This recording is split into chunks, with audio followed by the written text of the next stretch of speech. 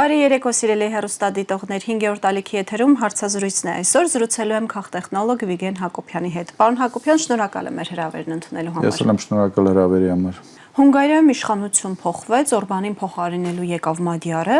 բայց հիշեցնեմ, որ Օրբանին աջակցում էր անձամբ Թրամփը, Ջեյ Դի Վենսը, ԱՄՆ փոխնախագահը, նույնիսկ Թրամփի որդին։ Ինչպես ստացվեց, որ ունենալով այս աջակցությունը Հունգարիայում փոփոխություն եղավ իշխանության, եւ արդյոք դա կարող է որոշակի քաղաքական կուրսի նախանշան լինել նաեւ մեր դեպքում։ Ջեյ Դի Վենսը իր աջակցություններ հայտնել Փաշինյանին, Հայաստանյան այցի ժամանակ հայտարարելով, որ իրենց համար Փաշինյանը Հայաստանի համար լավագույն իշխանության թեկնածուն է։ Ես կարծում եմ ամենակարևոր մեսեջը, որ մենք այս ընտրության արդյունքից ստացանք, այն է, որ հիմա աշխարհում այսօրվա խառը միջազգային հարաբերությունների աշխարհում, որտեղ որևէ օրենքներ չեն աշխատում, ըստ էության աշխատում է ուժեղների օրենքը ավելի շուտ, եթե դա հնարավոր է, եւ միջազգային որևէ նորմեր չեն աշխատում, երբեմն նաեւ մարդկային նորմեր չեն աշխատում, աշխարհում չկան այլևս առնվազն քաղաքական հեղինակություններ, որոնք կարող են ազդել ընտրողների, տարբեր ժողովուրդների կամքի վրա, տարբեր ժողովուրդների քաղաքական որոշումների վրա այս առումով։ Այսինքն հիմա ավելի շատ գլոբալիզացիայի փուլից աշխարհը գնում է դեպի լոկալիզացիա ընդհանուր առմամբ եւ կարծես թե յուրաքանչյուր ժողովուրդ ինքն է փորձում կողմնորոշվել այս իրավիճակում եւ տվյալ պահի համար իր համար ընտրում է լավագույնը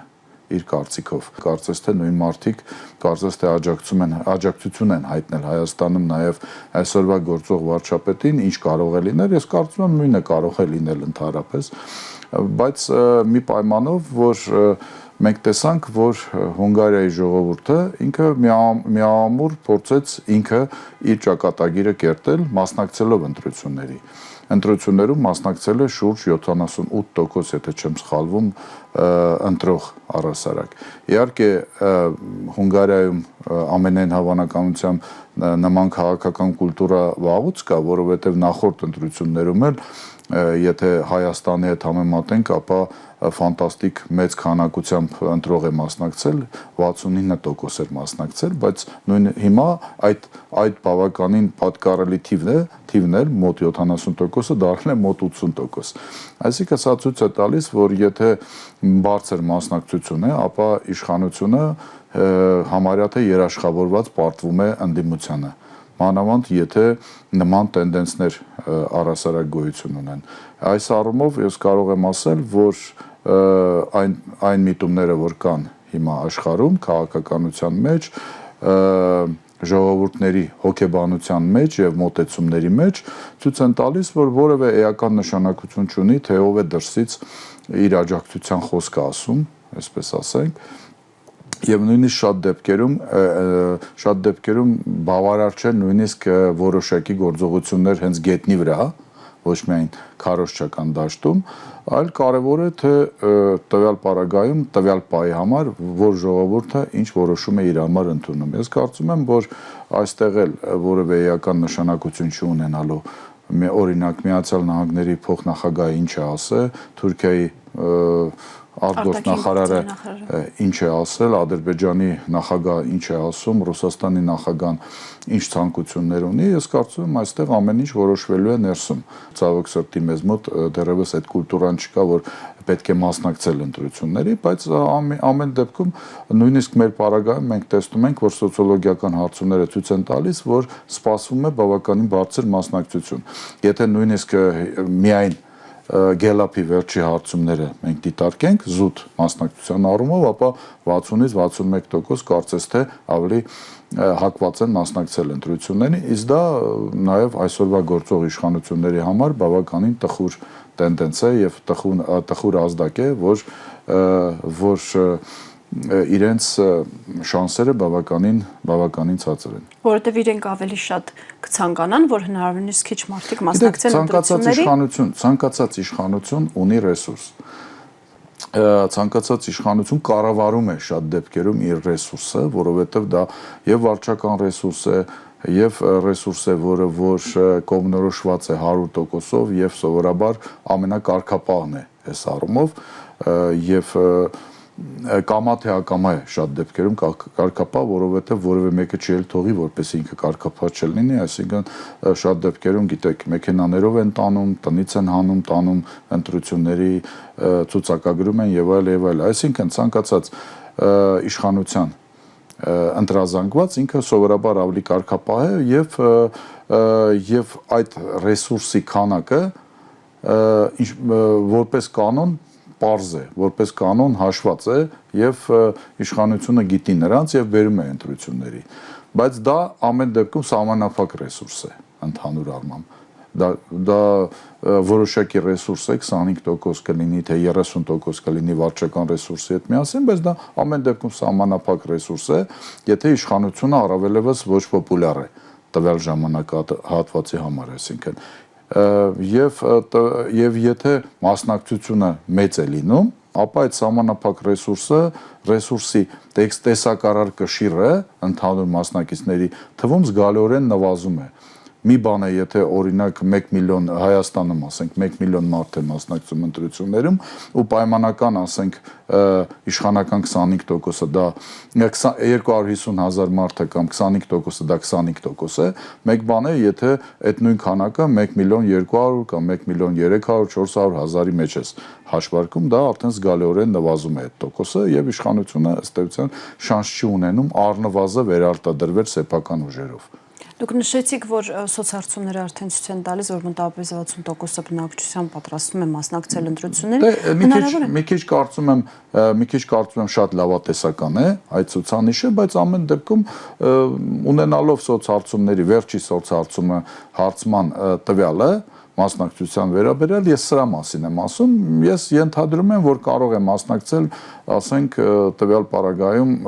այս պայդրությամբ ես ենթադրում եմ գոնե 53-ից 55% կարող է մասնակցություն լինել, որովհետև նման տրամադրություններ կան մասնակցել ընտրությունների եւ իրենց ձայնը բարձրացնել, ասենք, այս կամ այն ուժի համար։ Մինչև ընտրություններ դեռ ժամանակ կա, արդյոք հնարավորություն կա, որ այդ մասնակցություն ունենալու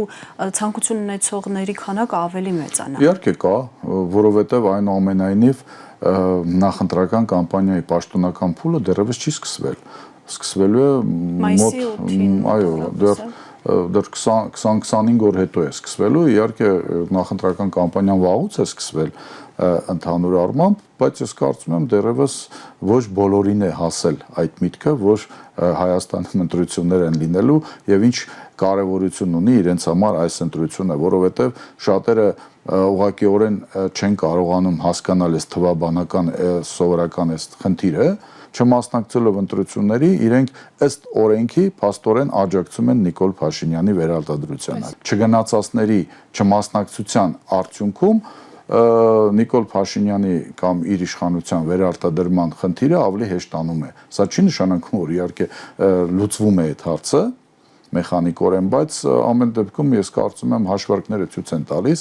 մասնագետների հաշվարկները, որ ասենք 55% մասնակցության պարագայում այսօրվա գործող իշխանության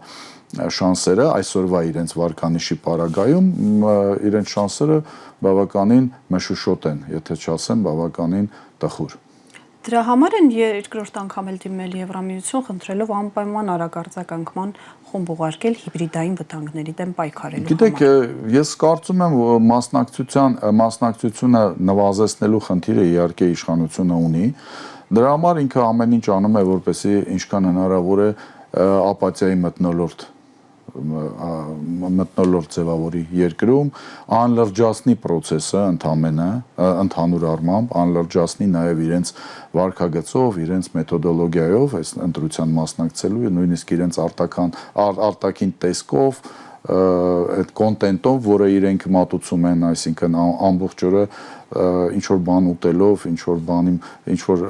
տարօրինակ հագնվելով եւ այլ, դարձնելով հատուկ մտածված տեխնոլոգիա է։ Դա անլրջացնում են process-ը, քաղաքական process-ը, վերածում են, այսպես ասենք, շոուի, ընդամենը սերիալային շոուի, թամաշայի եւ այլը, դա մի կողմից, մյուս կողմից անընդհատ հայտարարելով, որ ամեն ինչ որոշված է, միևնույնն է իրենք հաղթելու են, իրենց աջակցում են, չգիտեմ, Միացյալ Նահանգները, Թուրքիան, Եվրոմիությունը եւ այլը, անընդհատ այդ միտքն են ուզում մարդկանց գլուխները մտցնել, որ միևնույնն է ամեն ինչ որոշված է։ Տեսեք, մենք խոսում էինք Օրբանի պարտության մասին տվյալ պարագայում, բայց Օրբանը 16 տարի երկրի ղեկավար էր ընդհանուր առմամբ։ Գիտեք, կա քաղաքագիտության մեջ էլ կա նման օրենք, ինչպես եւ կյանքում մարդիկ հոգնում են ընդհանուր առմամբ նույն մարդկանցից, նույն ղեկավարներից, նույն իրավիճակներից, նույնիսկ կենցաղում մարդիկ ուզում են փոփոխություններ։ Հիմա Հայաստանում էլ մարդիկ օբյեկտիվորեն հոգնել են նաև այս իշխանությունից, ինչպես մարդիկ հոգնել են Նիկոլ Փաշինյանից։ Այդ տվյալ պարագայում հոգնել են նաև Նիկոլ Փաշինյանից, Նիկոլ Փաշինյանի այս անկայունությունից, որ ինքը մցրել է Հայաստան, այսինքն մարդիկ ամեն դեպքում ցանկացած մարդ եւ ընտրող կայունություն է սիրում։ Հայաստանը ապակայունացված երկիր է, ապակայուն երկիր է, այսօր հայտարարվում է խաղաղություն, վաղը պատերազմ, հետո ասենք 3-4 տարի որոշում են ով էր մեղավոր, որ պատերազմ եղավ, հետո որոշում են ով էր պատասխանատու է արդյոք այդ մեղավորը, որ ասենք 4000 զոհերը տվե, տարածքները կորցրե, հետո հայտարարվում է ինչ որ խաղաղության մասին, որը խաղաղություն չէ, այլ փուչիկ է ընդհանուր առմամբ, հետո հանգած կողմնորոշումներն է երկիրը փոխում, այսինքն երկրում տոտալ անկայունություն է։ Ամեն օր ինչ որ անիմացիոն սերիալներ են ցույց տալիս, որը կոչվում է, ասենք, հանդիպում ընտրողների հետ կամ հանդիպում իրենց կուսակիցների հետ, բառացիորեն անիմացիոն տարբերակով, ուրախ ավտոբուսներով, ուրախ պերաշկիներով, ուրախ, չգիտեմ, այլ հանգամանքներով, այսինքն այս ամենը հոգնածություն է մտցնում։ Հիմա նույն Հունգարիայում այդ փուլն էր ընդհանուր առմամբ 16 տարի օբյեկտիվորեն 16 տարի իշխել է, օբյեկտիվորեն եկել է ժամանակը փոփոխությունների, այսինքն եկել էր ժամանակը փոփոխությունների եւ մարդիկ այդ փոփոխությունները իրագործեցին։ Այլ հարց է, այդ փոփոխությունները, ինչպես 18 թվականում Հայաստանում եղան, դա բարի է, դեպի բարի կտանի, թե դեպի այն, ինչ որ մենք ունենք Հայաստանում։ Նիկոլ Փաշինյանը շրջագայությունների է գնում թե Երևանում, թե մարզերում, նրան ուղեկցում է Թիկնազորի հսկա բանակ, ոստիկանության ավտոբուսներ, ներքին գործերի նախարարության աշխատակիցներով, այս ամենը մարդկանց մեջ ինչպես է ընկալվում նույն պերաշկի ուտելու ֆոնին, թթու լավաշ ուտելու ֆոնին։ Իր կամպանիայի քարոզչական գործիքակազմը ուղղված է մաքսիմալ անլրջացնել process-ը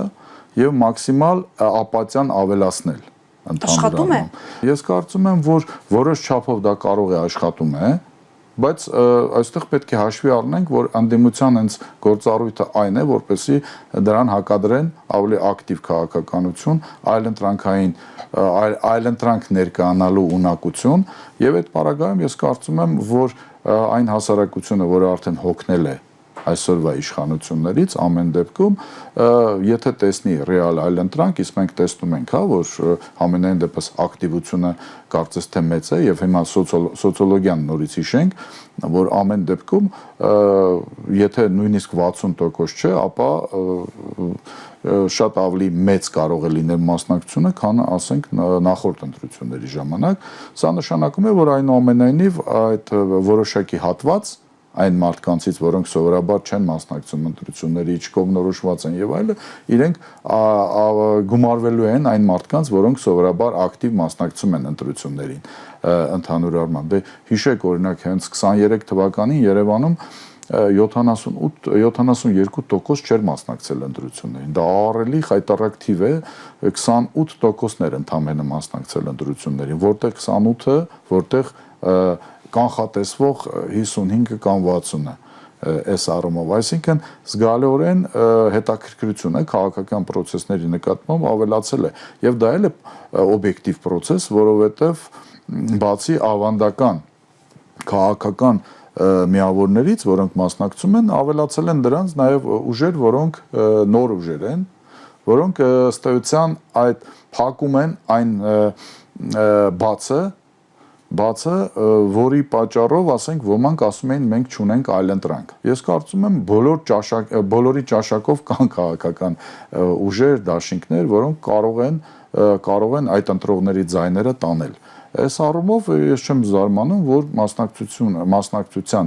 սպասումները բավականին բարձր են։ Դուք նշում եք, որ ընդդիմությունը պետք է կարողանա իր օրակարգով հակադարձել կամ իր օրակարգը թելադրել։ Կարողանում է ընդդիմությունը այս խնդիրը լուծել։ Գիտեք, հիմա մենք ունենք իրավիճակ, երբ ընդդիմություն հասկացողությունը դա հիմնականում 4 խոշոր դաշինքային տրամաբանությամբ ֆորմատներ են, հա։ Իհարկե, որոշ դեպքերում դա հենց դաշինք է կոչվում են, որոշ դեպքերում դա մեկ կուսակցության դրոշի տակ են, բայց բոլորն էլ դաշինքային տրամաբանությամբ են ստեղծվել, տարբեր տակտիկական խնդիրներից ելնելով մենք ունենք որոշակի ունիկալ իրավիճակ, երբ այդ 4 ֆորմատները իրենց մեջ ներառել են բավականին շատ քաղաքական ուժեր եւ դրանով նվազեցրել են այսպես կոչված ձայների փոշիացման հնարավորությունը։ Իհարկե իդեալական վիճակ չէ, բայց եթե մենք համեմատում ենք նույն 21 թվականի հետ, երբ մոտավորապես 21-22% ձայների փոշիացվել էր, այս անգամ այս 4 ֆորմատների ձևավորումը եւ փոքր կամ միջին քաղաքական միավորների կլանումը մեծերի կողմից թույլ է տալիս ենթադրել, որ այդ փոշիացված ձայների քանակը մոտավորապես գուցե նույնիսկ 2 անգամ ավելի պակաս լինի։ Սա արդեն լուրջ կարծում եմ արդյունք է, դրական արդյունք է ընդդիմության համար։ Ինչ վերաբերում է արդյոք ընդդիմությանը հաջողվում է մթնոլորտ կոտրել, յուրաքանչյուր քաղաքական ուժ հենց ունիկալությունը այս ընտրություններին անում է, որ յուրաքանչյուր ընդդիմադիր քաղաքական ուժ ունի իր թիրախը, իր ընտրազանգվածը տվյալ պարագայում։ Իհարկե նորից իդեալական չի վիճակը այն առումով, որ որոշ քաղաքական ուժերի ընտրազանգվածը խաչվում է որոշ տեղերում, բայց այնուամենայնիվ դա կարող է կրիտիկական չլինել, այսինքն յուրաքանչյուրը իր ձայները կվերցնի։ Նրանք, ովքեր որ արմատական օրակարգով են հանդես գալի, արմատական ընդդիմադիր կվերցնեն արմատականներին։ Օրինակ Հայաստան դաշինքը, ես կարծում եմ, իր քաղաքական նպատակները, քաղաքական բառապաշարը ամենաարմատականն է իր ղեկավարի գլխավորությամբ, Քոչարյանի գլխավորությամբ եւ այդ ուժը ես կարծում եմ հավակնում է ամենաարմատապես ընդդիմադիր տրամադրված զանգվածի ձայներին եւ չեմ կարծում, որ այդ ձայները պոտենցիալ համենայնդեպս քիչ են։ Դրանք այն ընտրազանգվածն է, որոնք պահանջում են, որպեսզի մյուս իշխանությունը, եթե իշխանափոխություն է լինում, ապա այսօրվա իշխանության բոլոր այն անձերը, որոնք երկիրը հասցրել են այս վիճակի, անպայման պատժվեն։ Ժողովրդի այն հատվածը, որ մնացել է իշխանության նարատիվների տակ, նախկին, ներկա եւ այլը, եւ ոչ նախկին են ուզում, ոչ ներկա, ինչպես ասում են, ապա իրենք հնարավորություն ունեն, օրինակ, ուժեղ Հայաստան դաշինքը, հա, դաշինքով են իրենք հանդես գալու, տեսնենք ինչ անվանման, որովհետեւ տեսանք, որ իշխանությունը վախեր ունենալով Սամվել Կարապետյան անուն ազգանունից իրենք օրենք փոխեցին։ Կա նաև միասնության թևերը, որը ես կարծում եմ ավելի հավակնելու է լիբերալ մի քիչ ընդդիմադիր ընտրազանգվածի ձայների վրա եւ Բարգավաճ Հայաստանը, որը որ ավանդաբար իր ընտրազանգվածը եւ կայուն ընտրազանգվածը ունի մանավանդ որոշ մարզերում։ Այս առումով ես կարծում եմ կարող են յուրաքանչյուրը իր սպասելիքը վերցնել եւ վերջնական միասնական նպատակ ունենալով իշխանափոխությունը նստեն ընտրություններից հետո եւ իրար հետ պայմանավորվեն կոալիցիոն իշխանություն ձևավորելու մասին կամ առնվազն անեն այն ինչ եղավ Գյումրիում, այսինքն այնտեղ կոալիցիոն իշխանություն չձևավորվեց, բայց ամեն դեպքում բոլոր ընդդիմադիրները ամեն ինչ արեցին, որպեսզի իշխանությունը չվերարտադրվի։ Այս առումով ես կարծում եմ, եթե ընտրազանգվածը տեսնում է, որ կա միասնական նպատակ, որ կա տակտիկական առանձին շարասուններ, բայց կա ստրատեգիական ընդհանուր նպատակ իշխանազրկում եւ դա հնարավոր է անել ընտրությունների արդյունքով, ապա մասնակցությունն է կավելանա, որովհետեւ շատերը, որոնք սովորաբար ասում են չենք մասնակցելու ընտրությունների, այսինքն պոտենցիալ пассив են իրենց տեսակով, իրենք սովորաբար փորձում են գնալ տրենդի հետևից, հաղթողի հետևից եւ իրենք էլ են փորձում հետ չմնալ համապետական տրամադրություններից, համապետական, այսպես ասենք, միջոցառումներից եւ գնում են ընտրության։ Իսկ գնալը արդեն դրական արդյունք է, իսկ գնալուց հետո սովորաբար նրանք, ովքեր որ ի սկզբանե տրամադրված չեն դեպի իշխանություն, ընդդիմությունից որևէ մեկին ձայն են տալիս։ Քաղաքական գործիչներ, քաղաքագետներ, փորձագետներ այսպեսի մի հանգամանք են մատնանշում, որ Նիկոլ Փաշինյանն ու ԿՊ-ն հայտնվել են իզգոյացման գործընթացի մեջ։ Հիմա այդ գործընթացը շարունակվում է եւ ընդդիմության համար բավականին բարենպաստ իրավիճակ է ստեղծվել եւ այդ իրավիճակը ավելի ու ավելի բարենպաստ է դառնալու մինչ ընտրություններ։ Գիտեք, իզգոյացումը գնում է իհարկե, մենք դա տեսնում ենք փողոցներում, երբ հանդիպում են մանավանդ, եթե դա խոշոր քաղաքներում է, թե ինչպես են ընդունում առհասարակ այսօրվա իշխանավորներին, Նիկոլ Փաշինյանին, անգամ մարզերում։ Եվ սա այն պայմաններում, երբ մարզերում կա որոշակի վախի մթնոլորտ դեռևս, որոշակի տենդենսներ դեռևս կան, որ իշխանությունը ուժեղ է եւ այլը, որովհետեւ այդ մարզերը այնուամենայնիվ լրատվական մեդիա առումով գտնվում են ՀՄԿ-ի ազդեցության տակ։ Այսինքն ինչ իրենց տալիս են, այն էլ ուտում են, այսպես ասենք, բայց սովորաբար ընտրությունների ժամանակ, մանավանդ ընտրաշավերի ժամանակ, երբ հնարավորություն է ստեղծվում մարզեր գնալ, այնտեղ այսպես բաց գյուղամեջերում եւ այլն, նույնիսկ շատ համարձակ ելույթներ ունենալ եւ այսինքն այնտեղի բնակիչները լսում են նույն այն բնորոշումները, նույն այն հայտարարությունները, ինչ որ հնչում են ասենք Երևանում, Գյումրիում, Վանաձորում, սովորաբար այդ մթնոլորտը շատ արագ կոտրվում է եւ որպես կանոն նախընտրական կամպանիայի այնց միջին մասում սովորաբար մթնոլորտը թե Երևանում, թե մարզերում մոտորապես նույնն է լինում։ Կարող է ինչ որ խուլ գյուղերում եւ այլը, որտեղ այսպես ցեղային մտածելակերպ է գերիշխում, այնտեղ կարող է դա փոփոխություն չլինել, բայց քիչ թե շատ այսպես մեծ համայնքներում, միջին համայնքներում մթնոլորտը փոխվում է, որովհետև իրար հետևից շարասյուններ են գալիս ընդդիմադիրների եւ մեկը մյուսից ավելի կոշտ, մեկը մյուսից ավելի հետաքրքիր առաջարկներ է անում եւ այնտեղ մթնոլորտը կոտրվում է, այնտեղի բնակիչները մտածում են, ասում են ոնց է, այսպես էլ էր կարելի, փաստորեն այնպես չի, ինչպես ՀՄԿ-ն է ասում, ասենք որ երկրում բոլորը ասենք բան են անում, աստվածացնում են այսօրվա իշխանություններին, այսպես մթնոլորտ է փոխվում։ Իրավիճակը նաեւ ուզի թե չուզի իշխանությունն էլ է քաղաքականացնում, որովհետև տեսեք բավականին վտանգավոր տենդենսի մեջ է մտել Հայաստանը արտաքին քաղաքական։ Տեսեք մայիսի 3-ին, 4-ին, թե 4-ին, 5-ին, հա, Եվրամիության հետ քաղաքական համայնքի գագաթնաժողովն է լինելու, որտեղ եթե նույնիսկ Նիկոլ Փաշինյանը եւ իր թիմակիցները չուզեն անել, հնչելու են հակառուսական բավականին կոշտ հայտարարություններ, որովհետև այսօրվա Եվրամիությունը կամ բրյուսելյան բյուրոկրատիան դրանք ըստ էության ճակատ է, հակառուսական լուրջ ճակատ է ձևավորված եւ ուզեն թե չուզեն այստեղ հենց նման տիպի հայտարարություններ են հնչելու, առավելևս որ առանձնապես դրան դեմ չի լինելու նաեւ Նիկոլ Փաշինյանը, իր խոսույթը